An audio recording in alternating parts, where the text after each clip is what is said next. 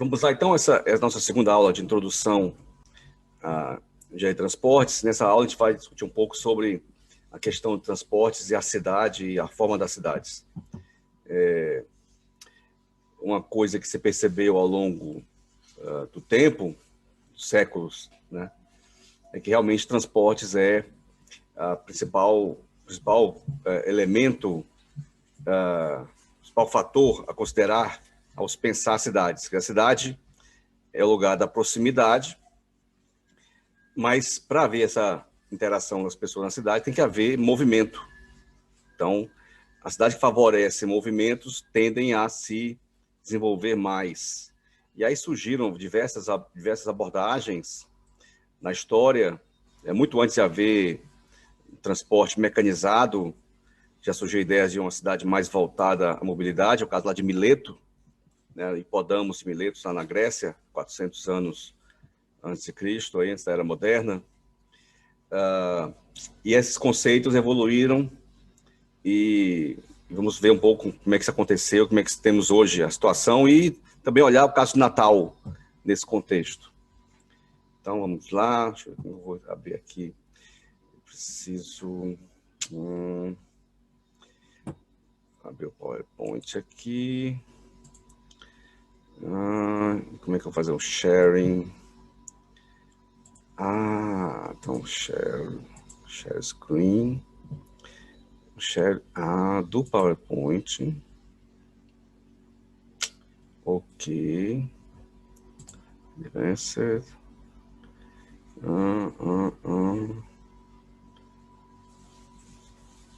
Ok.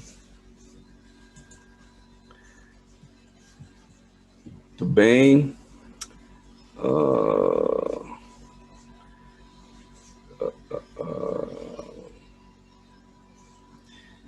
Eu preciso fazer uma coisa que não apareça.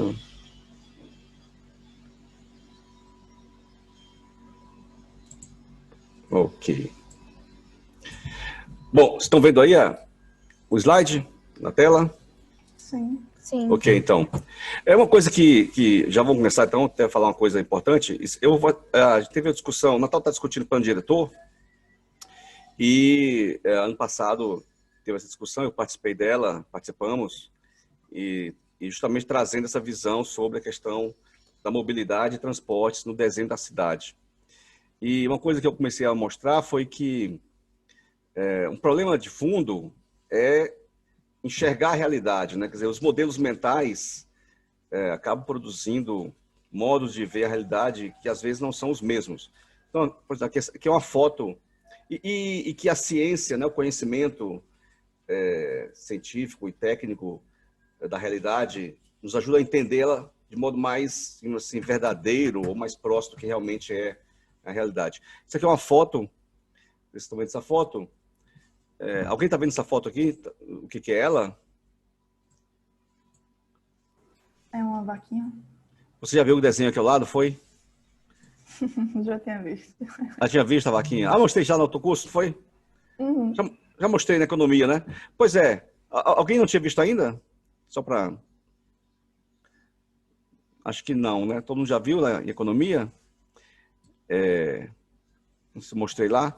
Mas, então, em geral, não se vê essa imagem e depois que você mostra símbolos, mostra conceitos, mostra formas, etc., passa a se ver com clareza. Isso é um pouco, então, do que acontece quando a gente tem conhecimento das coisas, aprende uma ciência, aprende teorias e vê a realidade. Bom, nosso primeiro caso aqui, curioso,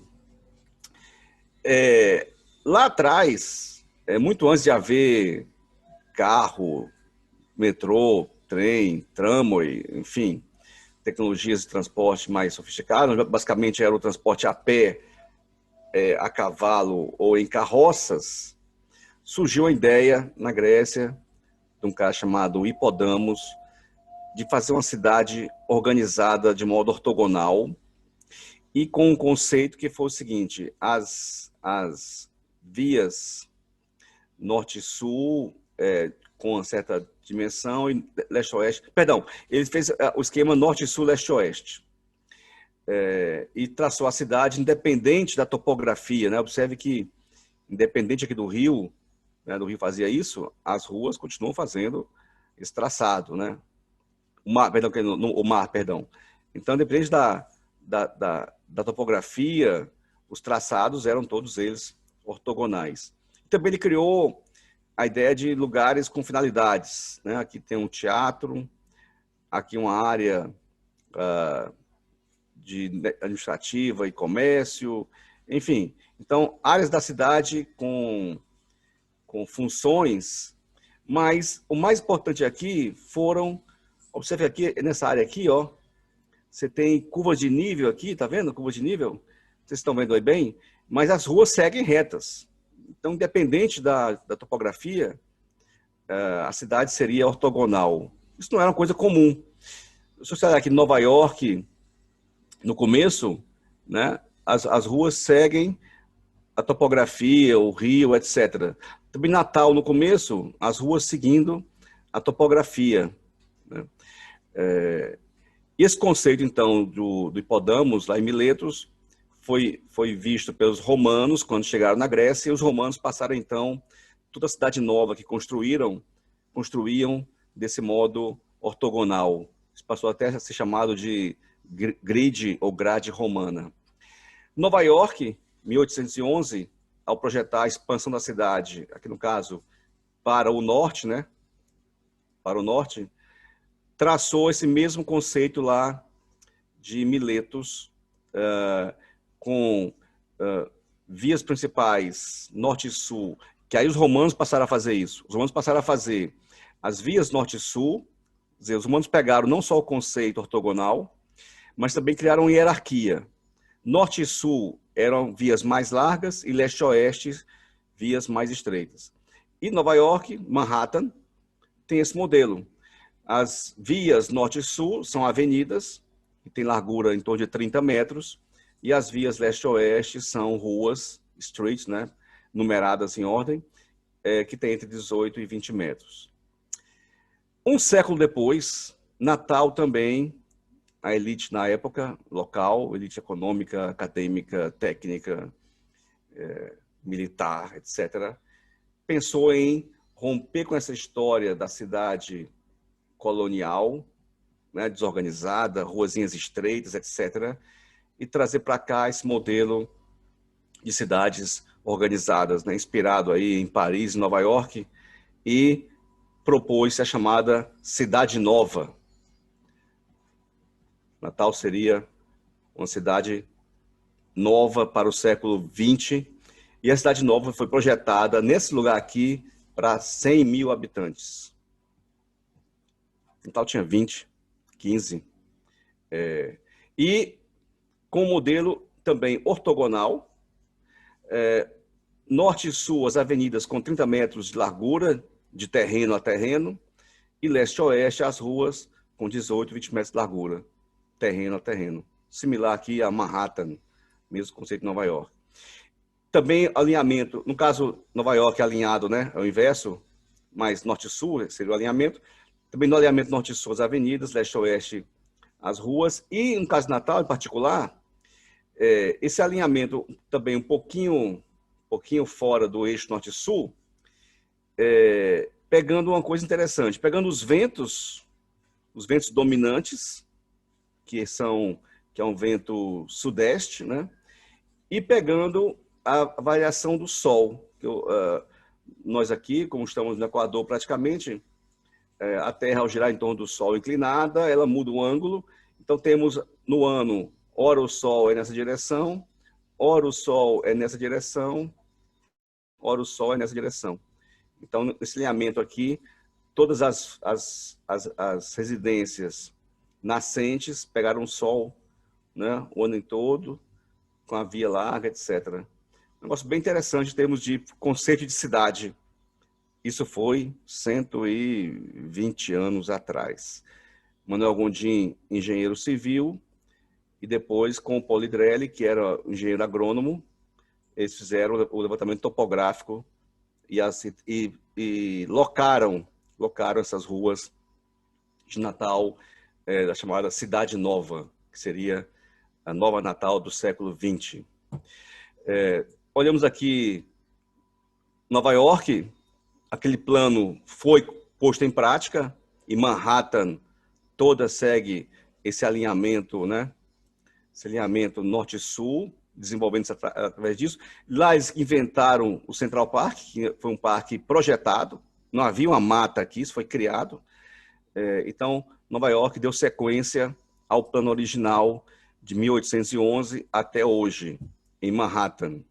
Fora de Manhattan, New Jersey, etc., aí surge uma outra, né, que não é mais uma outra forma de organizar a cidade, não totalmente ortogonal. Natal teve esse primeiro movimento. Deixa eu mudar para cá, mudar para cá. Desculpa, vai estar aqui, mudar para cá. Natal teve esse primeiro movimento, 1901, 1904, né?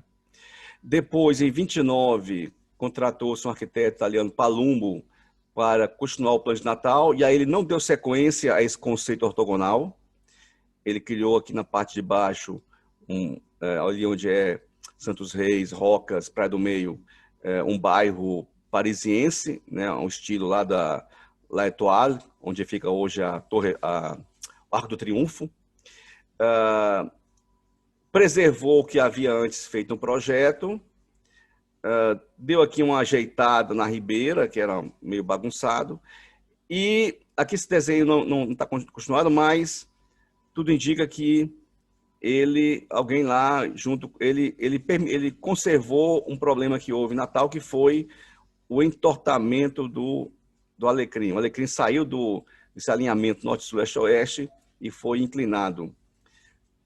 Isso foi nos anos 14 ou 15, alguém inclinou o alecrim, né? Está aqui, ó, o alecrim. Ele saiu do alinhamento norte, sul, leste, oeste e surgiu uma inclinação.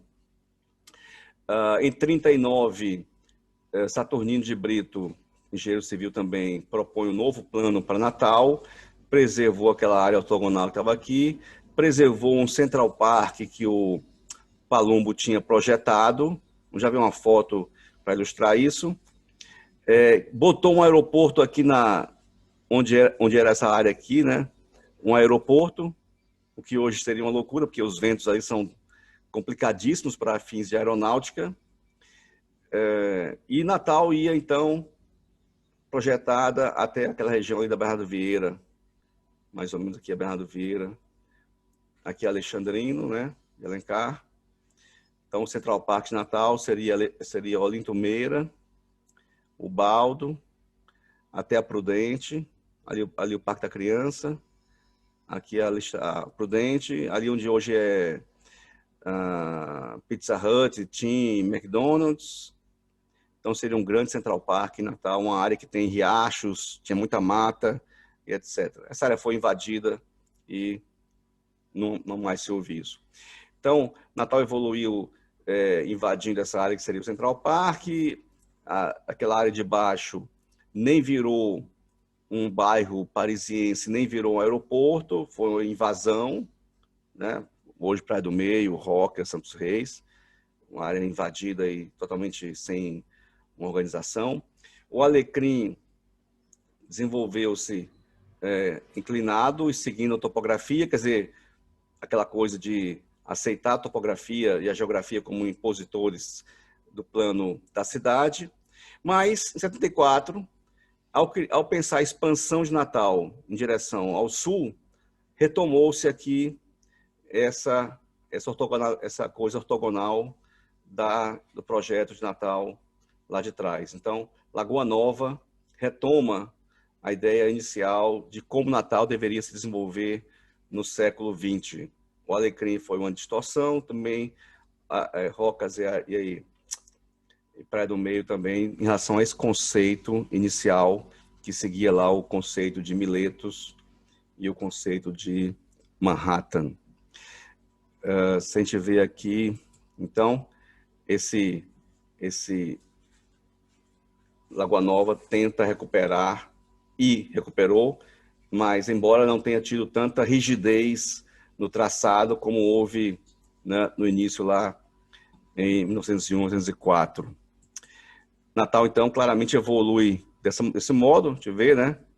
Ela cresce nessa direção, os eixos viários principais que foram criados, a Bernardo Vieira, e vamos ver que, por razões de plano diretor, em vez de haver, como em Nova York, Nova York, se a gente olhar aqui, os prédios ao longo das avenidas, observe que Nova York tem olha só, né? Os prédios são mais altos ao longo das avenidas e mais baixos no meio. Já tem essa... E aqui é uma região que a geologia permite prédios muito mais altos, onde a rocha no subsolo é mais rasa. Então, Natal, em vez de ter coisa como Nova York, acabou tendo o inverso, né? A gente passou a ter, longe da Bernardo Vieira, os prédios sobem, longe da Prudente Moraes, os prédios sobem, e temos, ao longo da Salgado Filho, Hermes, da Prudente, muitas casas. Impressionante, né? Nossa vida paulista, que é Salgado Filho, é uma rua de casas. E os prédios se espalhando aleatoriamente pela cidade, em vários lugares, onde podiam construir, do ponto de vista do terreno ser grande. Quer dizer, Natal, nosso plano diretor, desde 74, produziu essa distorção. Vamos, continuando. Um outro modelo que surge na história, em termos ortogonais, é o modelo de Barcelona. Isso de Barcelona propôs-se, por meio do engenheiro civil, Ildefonso Cerdá, ele propôs um traçado não só geométrico, em termos ortogonal, mas absolutamente igual, né? Então, cada quarteirão desse tem dimensões iguais, e as ruas também. E criou, para a ideia de facilitar o tráfego, né? Reduzir, né? Quem quiser ir daqui para cá, em vez de percorrer os catetos, percorreria a hipotenusa, uma diagonal. Criou as vias diagonais mais largas para favorecer, simplificar o movimento ao longo da cidade. Então, se aqui é um retângulo, né, digamos assim, criou-se uma diagonal para reduzir distâncias e movimento se dá ponta a ponta. Então, tem a diagonal, tem o eixo principal da cidade, etc. Então, esse modelo de Barcelona, que é hoje um modelo aplaudido no mundo, vem também da ideia de cidade ortogonal, favorecendo movimentos em linha reta nas ruas e com diagonais. Aqui é uma visão de Barcelona hoje. Então, a gente vê que Barcelona, boa parte dela, preservou essa proposta de Ildefonso e criou-se essa ortogonalidade e a diagonal. Entretanto, você vê que Barcelona é uma cidade baixa, né? Prédios baixos. Qual a razão disso? A razão que Barcelona desenvolveu-se antes de desenvolver-se o elevador de altas alturas. E Nova York, por seu turno, quando se desenvolve mais para cima, desenvolve-se com o elevador também e com o concreto armado. Então, o concreto armado é uma tecnologia que surge no século XX, final do século XIX, século XX, e o elevador também surge no final do século XIX. Então, o transporte vertical é o grande responsável pela evolução de Nova York para cima e da não evolução da Barcelona antiga para cima. Ficou muito horizontal. Vocês devem ter visto aí Belo Horizonte. Belo Horizonte também, o seu primeiro plano diretor, é um plano diretor basicamente que copia Barcelona. Então, Belo Horizonte copiou Barcelona, mas em vez de ser... e aí depois que Belo Horizonte se expande, já não preservou-se mais. Mas, quiser, assim como Natal, né? O conceito original da cidade não foi preservado na sua expansão e a cidade depois cresce de modo mais orgânico, quer dizer, menos ortogonal mais curva, mais seguindo topografia, etc. Mas essa área central de Belo Horizonte é a área mais desenvolvida, é a área mais valorizada. E diferente de Barcelona, Belo Horizonte, que quando se desenvolve essa área central, desenvolve-se para cima por causa do concreto armado e do elevador. De qualquer modo, temos aqui Barcelona e Belo Horizonte com o mesmo conceito, né, na sua ideia original de cidade, de ser favorecendo o transporte. A gente vê que, olha aqui, né, o resto de Belo Horizonte já surge, não tem mais né, você não tem mais um alinhamento reto, né, acabou isso. Então, Belo Horizonte, Natal, as cidades brasileiras que se cresceram depois, cresceram de modo desorganizado. A partir disso, os planos diretores das cidades, favorecendo essa desorganização e a ausência de um planejamento realmente baseado em facilitar movimentos. Vamos seguindo. Um caso a estudar em Natal, também é o de Curitiba. Natal teve também influência de uma tecnologia de transporte, que foi o tramway. Então, as linhas de tramway começaram aqui na cidade, em Ribeira Cidade, subindo a Junqueira Aires. Isso aqui, ó, 1912, as linhas, você vê as ruas largas, o pavimento perfeito, a linha de tramway elétrico aqui, o mesmo tramway que rodava na Europa, rodando em Natal. Depois, há uma extensão em direção ao Tirol e até a Hermes. Então, pode ter sido um dos fatores a favorecer a Hermes, além das instalações de empreendimentos, surgir na Vila Salgado Filho, foi o tramway.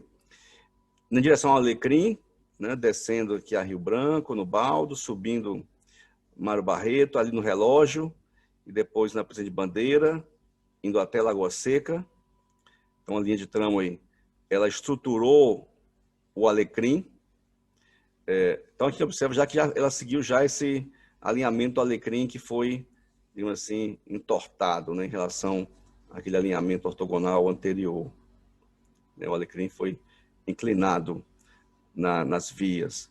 Então, o tramway foi um dos também elementos que estruturou a Natal, além dos eixos viários que foram feitos antes de haver carro e antes de haver tramway, né, mas com a ideia conceitual de favorecer ligações retas de movimento, o que também favoreceu o surgimento em Natal da ferrovia urbana chamada tramway, ou bonde, como foi chamado.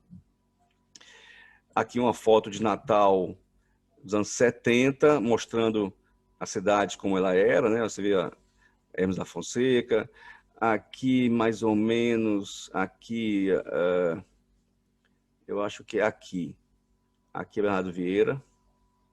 Aqui, perdão. Bernardo Vieira é por aqui. Aqui é Alexandrino de Alencar. Romualdo. Então, observe aqui. Perdão, Alexandrino, acho que é aqui. Aqui é. Aqui. Observe aqui essa região toda. Aqui é a Prudente Moraes, que não era continuada. Essa região toda aqui era uma região que foi desenhada para ser um parque. Natal teria um Central Park com riacho e tal, que seria aquela região do Baldo, e etc. Isso, evidentemente, como sabemos, não aconteceu. Natal se urbaniza. A gente vê aqui no Tirol a ocupação primeiro, né, dessa parte da frente do mar. A gente olhar aqui, comparar a visão anterior, né? Aqui em cima do morro e depois os prédios. O não desenvolvimento vertical do Tirol, como aconteceu em Manhattan, isso por conta dos impedimentos e plano diretor que inviabilizaram a verticalização do Tirol. E ao inviabilizar o Tirol se verticalizar, viabilizaram que Natal se expandisse para todo lugar, né, e os prédios fossem indo para outros lugares. Quer dizer, criou-se um plano diretor de espalhamento da cidade. Curitiba também se desenvolve basicamente em torno do tramway. Isso aqui é uma linha de tramway também dos anos 1930 em Curitiba. Você vê Curitiba, que é a Avenida Iguaçu, né? Ó, Avenida Iguaçu, as principais, Curitiba, Floriano Peixoto aqui, região central. Essa região aqui cresce nessa direção. Essa outra para cá. Você vê, Curitiba hoje, aqui são os principais eixos viários atuais, é basicamente a evolução dos principais eixos viários, dos principais eixos do tramway de quase um século atrás. Deodoro que depois prolongou, tá aqui ela, né, nova. E Curitiba, em 75, resolve justamente nesses vias principais, que eram herança do tramway, priorizar o adensamento urbano. E além dessas vias, também a BR-116, que era por aqui. E Curitiba, então, decidiu que nesses eixos, né, principais que já existiam, haveria então maior incentivo ao adensamento, a verticalizar. Então, um coeficiente de aproveitamento alto. E Natal, no mesmo ano, basicamente, decidiu o contrário, que Natal seria uma cidade de casas e com baixo coeficiente de aproveitamento. Como vocês devem ter visto já em aula de planejamento urbano e regional, e, sei lá, planejamento territorial, nesse coeficiente quer dizer quanto você pode aproveitar por terreno. Se ele for 1, você pode construir a área do terreno. Se for 2, 2 vezes, 3 vezes, 4 vezes, 5 vezes, 7 vezes, né? A área do terreno. Bom, o que houve em Curitiba e Natal? Lá atrás, Curitiba variou de 3, aqui 94 já, 3 a 5,5. Quer dizer, sabe que Curitiba e Natal, nos anos 94, no Tirol, pôde-se construir 5,5, que é o índice de Curitiba dos corredores. Já no centro da cidade, o coeficiente é 3, Curitiba 6 a 7. E nos bairros era 1,8, Curitiba virou 1,5 a 2,5. Mas, em 2000, então, para aqui uma comparação, Curitiba nos eixos, isso aqui é hoje, perdão. Mas, em 2007, Natal, no plano diretor 2007, há uma redução dos coeficientes, no bairro, cai para 3,5 máximo nos bairros, no centro continua 3 e cai em geral 1,2, que 3,5 é o Tirol. E Curitiba manteve a mesma política há 40 anos. Então, há 40 anos Curitiba mantém a política de ter coeficiente de aproveitamento alto no centro da cidade, coeficiente alto de aproveitamento nos eixos e um coeficiente nos bairros mais baixo. Natal, com coeficientes mais baixos nos bairros e nos eixos e mais baixo no centro da cidade. Um dos efeitos disso, bom, aqui um mapa mostrando como era Natal no período 2000-2007. Tirol ainda tinha um coeficiente alto, mas depois o Tirol passou a ter um coeficiente de 3,5, que na prática inviabiliza a construção de prédios de 20 pavimentos. Um terreno grande. Tem que ter um terreno gigantesco para ter um prédio alto, que é o que houve depois. Houve uma pequena mudança nesse plano diretor de Natal 2007, que foi em Ponta Negra, criou-se uma zona, essa zona que está aqui em verde, que permitiu-se verticalizar, né, coeficiente 3,5, na verdade, era 1,2. E aí a gente vê o que aconteceu aqui, que foi ao longo das vias, né, aqui, ó, ao longo das vias principais, surgiram os prédios altos. Embora que pudesse construir, muita casinha não aconteceu. Onde havia vias principais, surgiram prédios altos. Isso durou até 2007, e isso foi, então, interrompido e voltou-se ao padrão anterior de Ponta Negra e houve uma estagnação. O que há hoje em Ponta Negra de prédios é resultado dessa janela de tempo aí de 6, 7 anos, que permitiu-se construir um pouco mais. Uma das consequências dessa história é que Natal perdeu população nas regiões centrais, perdeu população, e houve uma fuga para a periferia. Quer dizer, houve ao inviabilizar maior densamento na região central e nas vias principais, produziu-se um espalhamento da cidade. Os bairros que mais...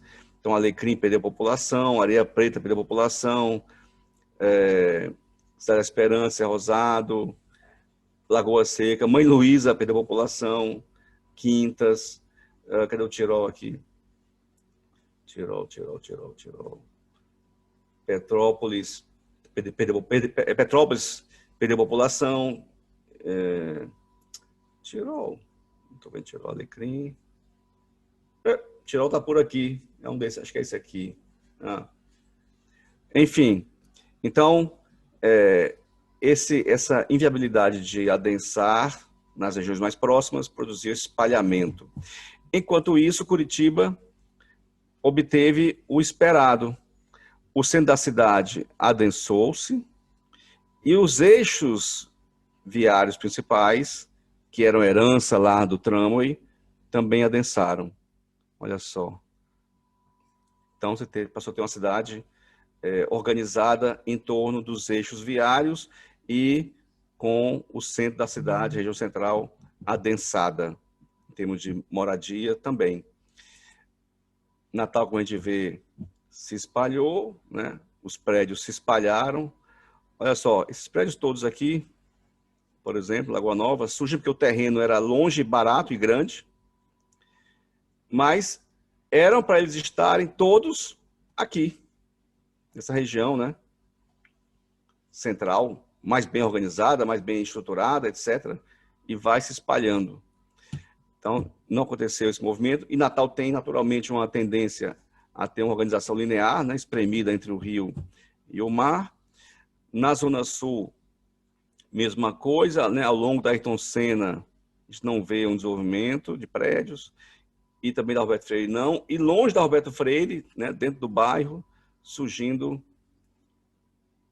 prédios. O inverso lá de Curitiba, a Zona Norte, perdão, se espalha, e isso aqui em 74 tinha 0 casas, era só mata, foi toda devastada para uma ocupação horizontal da cidade. A Zona Oeste também se espalha em casas e surgem coisas também, né, empreendimentos Minha Casa Minha Vida, aqui, Village de Prata, longe de tudo, fiscalização fora da realidade. Então, Natal se espalhou e Curitiba se adensou. O que fez Curitiba? Curitiba fez um planejamento urbano baseado em transportes, em mobilidade, em cima dos eixos viários. E aí Curitiba fez uma coisa diferente do que se fez Barcelona ou do que se fez Belo Horizonte e o que se fez em Brasília. Curitiba fez uma estratégia de hierarquizar vias. Então, vias principais, nelas permitindo verticalizar. E vias secundárias, né, nos bairros, inviabilizando ou dificultando essa verticalização, de modo a evitar que houvesse muito fluxo que não precisasse ter. Né? Quer dizer, Natal, por exemplo, todas essas pessoas aqui se movem na direção da Presidente de Moraes. Quer dizer, há um movimento gerado pela localização no interior do trânsito, das residências.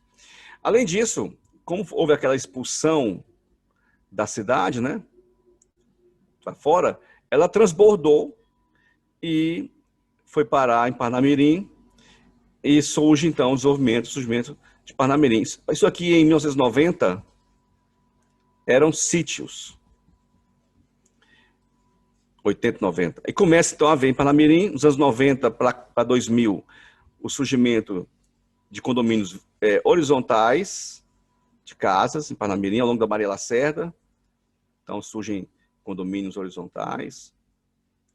E depois, quando vem o boom imobiliário de 2005 para cá, Abel Cabral é que torna-se o eixo principal. A gente olha aqui, ó, Abel Cabral, cheio de prédios ao longo do eixo viário principal de transportes.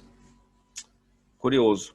Então, no Parnamirim é a Natal que deu certo, em termos de verticalização ao longo de eixo viário.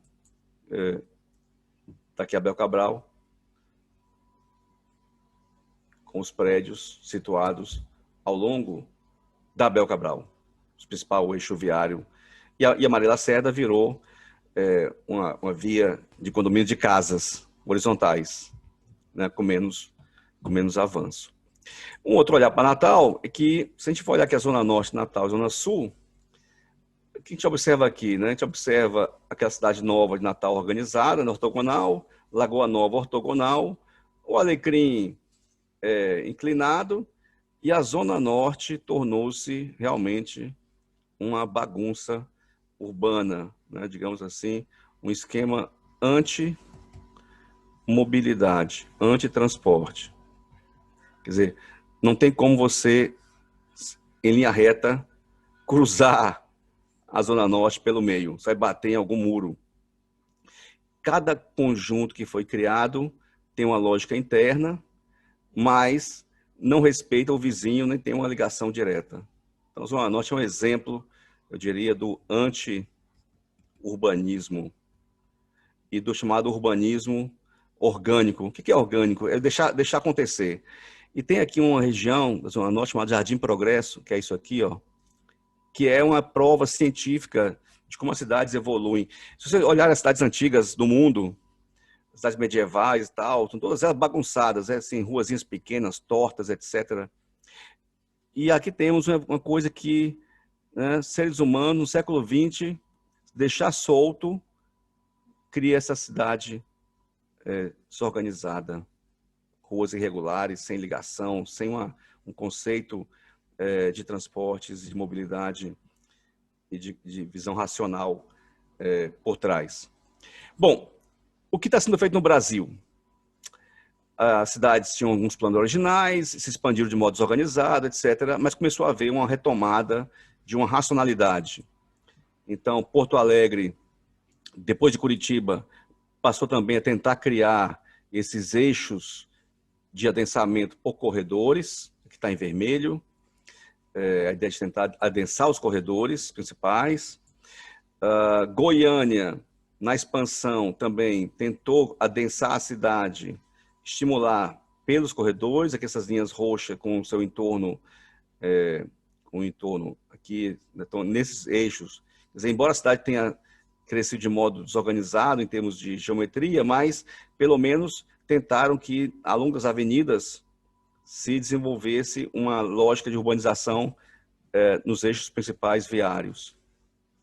São Paulo, em 2014, no novo plano diretor, fez a mesma coisa, passou também a estimular, a permitir a verticalização ao longo dos principais eixos viários, né, estimular o adensamento de modo organizado em torno da mobilidade e transportes. Belo Horizonte tenta, recente, né, impedir um espalhamento dentro dessas áreas para estimular ao longo dos eixos principais. Estão aqui em vermelho, estão os principais eixos de Belo Horizonte, onde eles tentam fazer com que aqui haja o desenvolvimento da verticalização. Recife já está em discussão em Recife, o plano diretor novo, já tinha naturalmente em Boa Viagem, né, um corredor natural, Boa Viagem, e Boa Viagem é um corredor verticalizado, mas também, além disso, passaram a propor um adensamento diferenciado no outro corredor aqui, por trás, e também um adensamento alto no centro. Nessa região central aqui, por exemplo, adotaram o mesmo padrão de Curitiba, de alto adensamento, coeficiente 7 de adensamento. e nos eixos principais, a ideia de criar adensamento por eixos também. Fortaleza está em discussão e tenta também, para o futuro, se é que é possível, né, dado como está o de Fortaleza, estimular que ao longo dos eixos haja esse adensamento, né? Não sei se vai dar tempo. Nova York sempre fez isso, né? Então, Nova York, as margens, os terrenos lindeiros aos eixos norte e sul, tem coeficiente de aproveitamento 10 a 12, você pode construir 10 a 12 vezes a área do terreno, e os terrenos de meio de quarteirão tem coeficiente menor, 6. Mas mesmo assim, 6, observe que 6 em Natal já seria um escândalo, o pessoal fica já de cabelo em pé quando se fala em 6. Bom, aí eu sugeri que Natal tinha um caminho de recuperar a cidade, que era adensamento pelos eixos. Propus, então, abandonar esse conceito de bairros de Natal e criar o conceito de eixos e diferenciado pelo centro da cidade, as regiões que estão antigas da cidade estão perdendo habitantes, ter um desenvolvimento maior. Isso foi um debate durante 6 meses, houve sucesso, só que abandonou-se os bairros e a CEMURB veio com outro conceito novo, que foi um adensamento por bacias de esgotamento da CAERN. Que bacia é essa? A CAERN, pela topografia, né, coloca estações elevatórias, faz as tubulações em função da topografia e depois eleva em direção à estação de tratamento. E aí surgiu uma coisa maluca, que foi, por exemplo, aqui, ó, dado a condição da estação elevatória de Santos Reis e Roque, Santos Reis, passou a ter coeficiente de aproveitamento 4 Santos Reis. Dada a situação de Petrópolis e a parte de Tirol, passou a ter coeficiente 2. Aqui já foi 5,5, passou em 94, passou para 3,5 em 2007, e agora iria para 2, essa parte do Tirol e Petrópolis.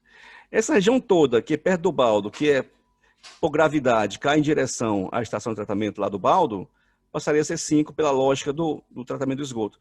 Enfim, um conceito basicamente de esgotamento sanitário por estação elevatória. Zona Norte toda vem para Jaguaribe. Só que, dependendo do lugar, a estação a bomba permite mais ou menos esgotamento. Aí, olha só, lá atrás, lá longe, coeficiente 5. Então, esse modelo produzindo uma coisa sem nenhum conceito urbanístico, né? E, evidentemente, transportes aqui como conceito, transporte de pessoas e carga, do urbano foi 0. Aqui é o conceito de transporte de esgoto. Desse debate, aí eu sugeri que voltasse ao que era antes, preservar os bairros, mas nessa área de 1,2, que é anterior, adotar o conceito de sistema de bacias, né? Então, aqui as estações, as ETS, e usando os cálculos da CAERN, se eu usar da CEMURB, nessa região toda azul, que é do Baldo, daria um coeficiente 3,3 homogêneo. Em Guarapes, que é essa região aqui da Zona Sul e Zona Oeste, 2,2. E no Jaguaribe, Zona Norte, 1,8. Então, a sugestão que eu dei foi, em toda essa região que antes era 1,2, né, aqui e aqui, passasse para 2. E nos eixos viários, um coeficiente 5. Então, que seriam até o limite da bacia, do sistema de esgoto total. Tentativa de... Mas isso foi recusado.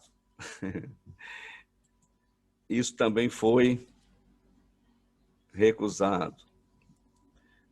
E isso também foi recusado. Estamos hoje com o modelo de bacias. E eu penso hoje em ir mais adiante. Por que não, naquele eixo que está ali,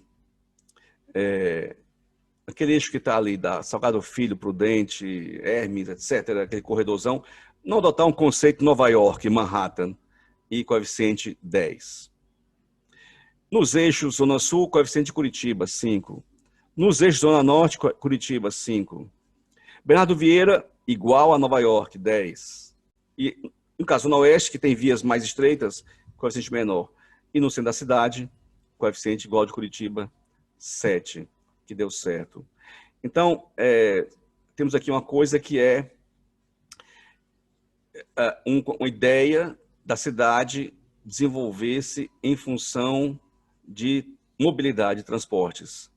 E, no caso, seguindo o modelo de sucesso de Curitiba, que também reflete uma coisa que veremos na aula seguinte, que é a hierarquia viária. Né? Surge uma hierarquia viária e não existe, embora vias iguais sejam planejadas, algumas, com o tempo, acabam gerando uma preponderância, uma preferência de movimentos. E foi o que fez Curitiba e estimulou, então, que nessas preferências acontecesse o movimento, o adensamento da cidade.